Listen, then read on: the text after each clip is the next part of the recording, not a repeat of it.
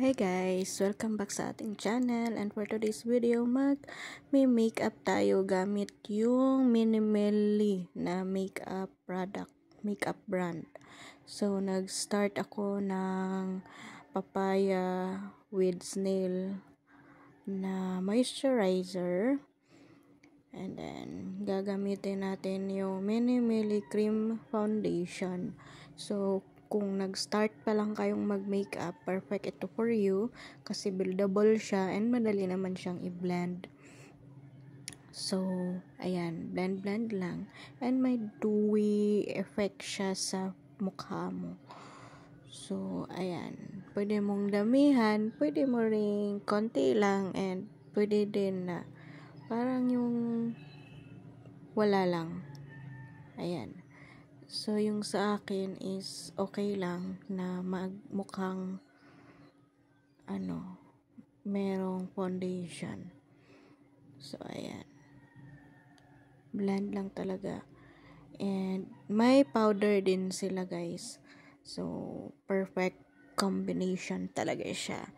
And nagblur or nagmamattify siya sa face mo. Pero kung ayaw mo naman na magmattify yung face mo, pwede ka namang hindi powder, hindi gumamit ng powder. So, yun guys. And gamit yung Sansan, bronzer lang ako or brown tour para ma-define lang yung face, yung circle, yung round face pala.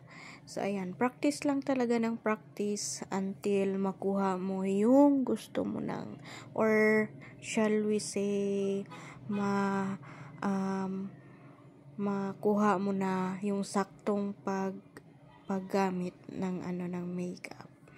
So, ayan, napadami yung lagay ko ng ng ating nose contour. Hindi pinagpala sa ating nose.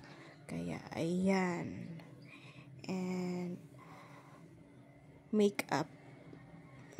Blush na tayo. So, ayan guys. So, yung technique sana na gagamitin ko is yung doon lang sa may area na pero parang hindi siya bagay sa akin. Kaya, buong cheeks ko na yung nilagyan ko. And then, maglagay lang tayo ng konting eyeshadow gamit yung pink blush. And lagyan lang din ng blend lang din hanggang sa makuha mo na yung sa gusto mo. Char. And then, ayan.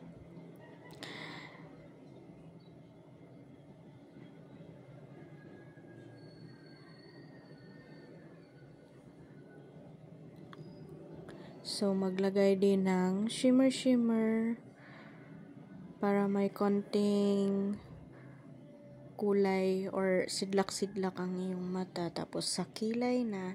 And ayan, simple lang guys na makeup na pwede mong i-everyday or pang work, ganun.